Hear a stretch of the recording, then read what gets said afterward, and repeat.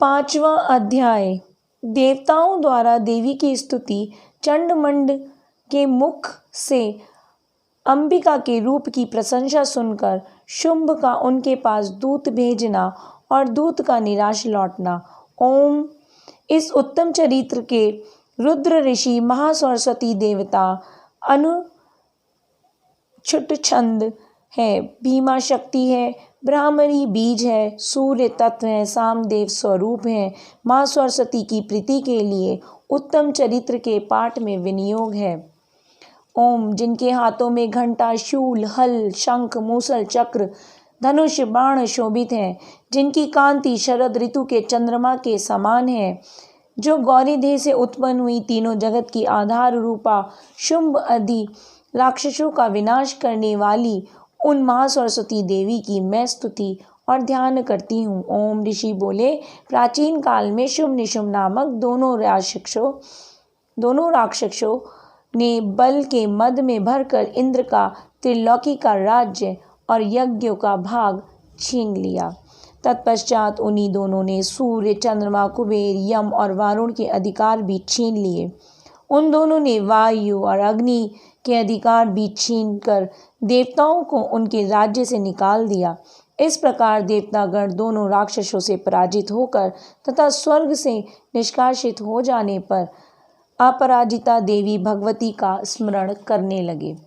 वे विचार करने लगे कि भगवती देवी ने हमें पहले वरदान दिया था कि देवताओं पर आपत्ति आने पर मैं तुम्हें स्मरण करने पर समस्त आपत्तियों को समूल नाश कर दूंगी। ऐसा सोचकर समस्त देवता इंद्र के साथ पर्वतों में श्रेष्ठ हिमाचल पर्वत पर विष्णु की माया देवी की स्तुति करने के लिए गए और प्रार्थना करने लगे। देवता बोले, देवी और महादेवी को हम नमस्कार करते हैं, शिव को नमस्कार करते हैं, प्राकृति एवं भद्रा को नमस्कार करते हैं, हम नियम पूर्वक जगदम्बा को नमस्कार करते हैं, रौद्र को प्रणाम है, नित्य गौरी एवं धात्री को बारंबार नमस्कार है, ज्योत्स्नामयी चंद्र रूपिणी एवं सुख स्वरूपा देवी को सतत प्रणाम है, शरणागतों का कल्याण करने वाली सिद्धि रूपी देवी को हम बार बार नमस्कार करते हैं, राक्षसों की लक्ष्मी, राजाओं की लक्ष्मी तथा श्रावणी को नमस्कार करते हैं, दुर्गा देवी को, दुर्ग स्थलों को पार करने वाली दुर्गा पारा को, सारा को, स्वर्वकारणी ख्याति कृष्ण और धूमा देवी को सदैव नमस्कार है। अत्यंत सौम्य तथा अत्यंत रौद्र रूप को हम नमस्कार करते हैं, उन्हें हमारा बार बार प्रणाम है। जगत की आधारभूत कृता देवी को बार बार नमस्कार है। जिस देवी का प्राणी मात्र विष्णु भाया कहते हैं उसको नमस्कार है, उनको नमस्कार है, उनको नमस्कार है। जो देवी समस्त प्राणियों में चेतना कहलाती है उनको नमस्कार है, उनको नमस्कार है, उनको नमस्कार है। जो देवी संपूर्ण प्राणियों में बुद्धि रूप से स्थित है उनको नमस्कार है, उनको नमस्कार है, उनको नमस्कार है। जो देवी सब प्राणियों में निद्रा रूप से विराजमान है उनको नमस्कार है, उनको नमस्कार है, उनको बार बार नमस्कार है। जो देवी सब प्राणियों में शुद्धा रूप से विराजमान है उनको नमस्कार है, उनको नमस्कार, उनको नमस्कार है। जो देवी संपूर्ण प्राणियों में छाया रूप से स्थित है उनको नमस्कार है, उनको नमस्कार है, उनको नमस्कार है। जो देवी सब प्राणियों में शक्ति रूप से स्थित है उनको नमस्कार है, उनको नमस्कार है, उनको नमस्कार है। जो देवी संपूर्ण प्राणियों में तृष्णा रूप से स्थित है उनको नमस्कार, उनको नमस्कार, उनको नमस्कार है। जो देवी सब प्राणियों में क्षमा रूप से स्थित है उनको नमस्कार है, उनको नमस्कार, उनको नमस्कार है। जो देवी सब प्राणियों में जाति रूप से स्थित है उनको नमस्कार है, उनको नमस्कार है, उनको नमस्कार। जो देवी सब प्राणियों में लज्जा रूप से स्थित है उनको नमस्कार, उनको नमस्कार है, उनको नमस्कार है। जो देवी सब प्राणियों में शांति रूप से स्थित है उनको नमस्कार है, उनको नमस्कार है, उनको नमस्कार है। जो देवी सब प्राणियों में श्रद्धा रूप से स्थित है उनको नमस्कार है, उनको नमस्कार है, उनको नमस्कार है। जो देवी सब प्राणियों में कांति रूप से स्थित है उनको नमस्कार, उनको नमस्कार, उनको नमस्कार है। जो देवी सब प्राणियों में लक्ष्मी रूप से स्थित है उनको नमस्कार, उनको नमस्कार, उनको नमस्कार है। जो देवी समस्त प्राणियों में वृद्धि रूप से स्थित है उनको नमस्कार, उनको नमस्कार, उनको नमस्कार, उनको नमस्कार है। जो देवी समस्त जीवों में स्मृति रूप से विराजमान है उनको नमस्कार, उनको नमस्कार, उनको बार बार नमस्कार है। जो देवी समस्त जीवों में दया रूप से स्थित है उनको नमस्कार, उनको नमस्कार, उनको बार बार नमस्कार है। जो देवी समस्त प्राणियों में तुष्टि रूप से स्थित है उनको नमस्कार, उनको नमस्कार, उनको बार बार नमस्कार है। जो देवी समस्त जीवों में मात्र रूप से स्थित है उनको नमस्कार, उनको नमस्कार, उनको बार बार नमस्कार है। जो देवी सब जीवों में भ्रांति रूप से स्थित है उनको नमस्कार, उनको नमस्कार, उनको बार बार नमस्कार है। जो देवी सब प्राणियों की इंद्रियों की अधिष्ठात्री है और उसी प्रकार सब में व्याप्त है उसी देवी को बार बार नमस्कार है। जो देवी चिंत्याय रूप से इस संपूर्ण संसार को व्याप्त करके स्थित है उनको नमस्कार, उनको नमस्कार, उनको बार बार नमस्कार है। पूर्व काल में देवताओं ने अपना अभिष्ट फल पाने के लिए जिस भगवती की स्तुति की है और देवराज इंद्र ने बहुत दिनों तक जिनका सेवन किया है वह कल्याण की साधना भूत ईश्वरी हमारा कल्याण और मंगल करे तथा सारी विपत्तियों को नष्ट कर डालें। राक्षसों द्वारा पीड़ित हम सब देवता उस परमेश्वरी को इस समय प्रणाम करते हैं तथा जो भक्ति पूर्वक स्मरण करने पर तुरंत ही सब विपत्तियों को नष्ट करने की क्षमता रखती है वह जगदम्बा इस समय हमारा मंगल करके हमारी विपत्तियों को दूर करें।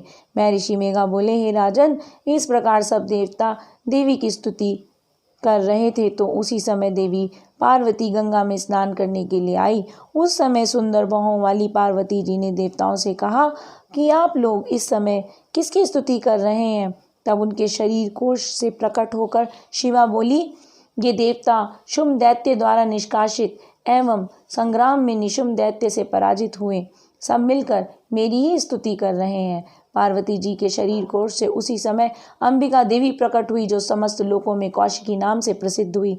जिस समय पार्वती जी के शरीर कोश से अंबिका देवी प्रकट हुई उस समय से पार्वती जी का शरीर काले रंग का हो गया और तब से उनका नाम कालिका पड़ गया और वे हिमालय पर निवास करने के लिए चली गई। फिर शुंभ निशुंभ के दूत चंड मुंड वहां आए और उन्होंने परम मनोहर रूप वाली अंबिका देवी को देखा। चंड मुंड शुंभ निशुंभ के पास जाकर बोले, हे महाराज, एक सुंदर स्त्री हिमालय को प्रकाशित कर रही है। हे असुरेश्वर, हमने उस जैसी परम सुंदरी स्त्री को अब तक कहीं नहीं देखा, इसलिए यह मालूम करना चाहिए कि वह कौन है और किसकी है। वह स्त्री सब स्त्रियों में रत्न है, वह अपनी कांति से दसों दिशाओं को प्रकाशित कर रही है। आप चलकर उसको देख सकते हैं। हे स्वामी, तीनों लोकों में हाथी, घोड़े, मणि इत्यादि जितने भी रत्न हैं वे सब इस समय आपके घर में शोभ्यमान हैं। हाथियों में ऐरावत हाथी, उच्च शैवक नामक घोड़ा, पराजित नामक वृक्ष आप इंद्र से प्राप्त कर चुके हैं। इस हंस रहित रत्न जड़ित ब्रह्मा जी का अद्भुत विमान भी आपके आंगन की शोभा बढ़ा रहा है। महापंच नामक निधि आपने कुबेर से ले ली है। समुद्र ने आपको कंजलिनी नामक की माला प्रदान की है जिसके कमल कभी मुरझाते नहीं है। सोने की वर्षा करने वाला वरुण का क्षेत्र भी आपके पास है। रथों में श्रेष्ठ प्रजापति के रथ भी आपके पास हैं। हे असुरराज, मृत्यु से उक्रांदित नामक शक्ति भी आपने छीन ली है तथा वरुण का पाश भी आपके भाई निशुंभ के पास है। आपके भाई निशुंभ ने समुद्र से उत्पन्न होने वाले समस्त प्रकार के रत्नों को अपने अधिकार में ले लिया है। ऐसे दो वस्त्र भी अग्निदेव ने आपको दिए हैं जो अग्नि में जल नहीं सकते। हे दैत्यराज, इस प्रकार सारी रत्न रूपी वस्तुएं आप संग्रहित कर चुके हैं तो फिर इस कल्याणकारी स्त्री को रत्न रूप में क्यों ग्रहण नहीं करते।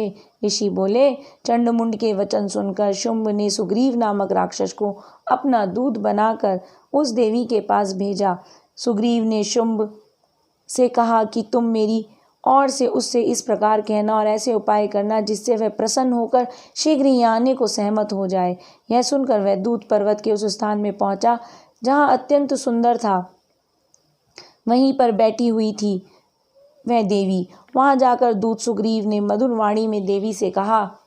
दूत ने कहा, हे देवी, दैत्यों के राजा शुंभ ने जो तीनों लोकों के अधिपति हैं उन्होंने मुझे आपके पास दूत बनाकर भेजा है।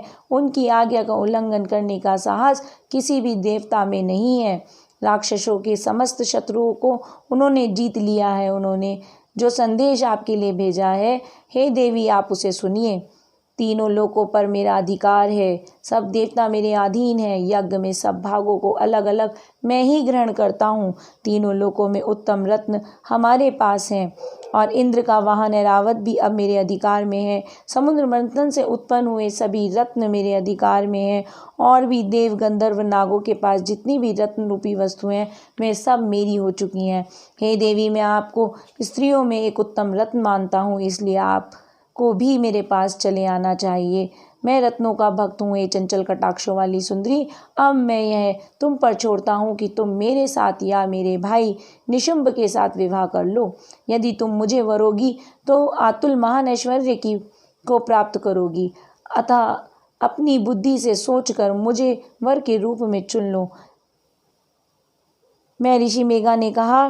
दूत के ऐसे कहने पर संपूर्ण जगत का कल्याण करने वाली भगवती दुर्गा मन ही मन मुस्कुराई और इस प्रकार कहने लगी। भगवती देवी बोली, हे दूत, तुम जो कह रहे हो वह सत्य है और इसमें भी किंचित मात्र झूठ नहीं है। शुंभ इस समय तीनों लोकों का स्वामी है और निशुंभ भी उसकी तरह पराक्रमी है, किंतु इस संबंध में मैं जो प्रतिज्ञा कर चुकी हूँ उसे मैं कैसे मिथ्या कर सकती हूँ। अतः अल्प बुद्धि के कारण मैंने जो प्रतिज्ञा की है उसे तू सुन। जो मुझे युद्ध में हरा देगा और मेरे अभिमान को खंडित कर देगा तथा बल में मेरे समान होगा वही मेरा पति होगा। इसलिए शुंभ या पराक्रमी निशुंभ यहाँ आवें और युद्ध में मुझे हरा कर मुझसे विवाह कर लें। इसमें भला देर की क्या आवश्यकता है। दूत बोला, हे देवी, आप अभिमान से भरी हुई मेरे सम्मुख ऐसी बातें न करो। इस त्रिलोकी में मुझे तो कोई ऐसा दिखाई नहीं पड़ता जो शुंभ और निशुंभ के सामने ठहर सके। हे देवी, जब अन्य देवताओं में से कोई भी शुंभ निशुंभ के सामने युद्ध में नहीं ठहर सका तो तुम जैसी कामनीय स्त्री उनके सामने रणभूमि में कैसे ठहर सकोगी। जब इंद्रादि देवता शुंभ आदि असुरों के सामने नहीं ठहर सकते तो फिर तुम अकेली स्त्री उनके सामने कैसे ठहर सकोगी। तुम मेरे कहने से शुंभ और निशुंभ के पास चली जाओ, ऐसा करने से तुम्हारे गौरव की रक्षा होगी, अन्यथा जब वो तुम्हें केश से पकड़कर घसीटते हुए ले जाएंगे तो तुम्हारा गौरव नष्ट हो जाएगा। देवी बोली, जो कुछ तुमने कहा ठीक है। शुंभ निशुंभ बड़े बलवान हैं, लेकिन मैं क्या कर सकती हूँ, क्योंकि अल्प बुद्धि के वश मैंने जो प्रतिज्ञा कर ली है। इसलिए तुम जाओ और मैंने जो कुछ कहा वह सब कुछ आदरपूर्वक असुरराज से कह दो। इसके पश्चात वह जो उचित समझे करें। इसी के साथ 5वां अध्याय समाप्त।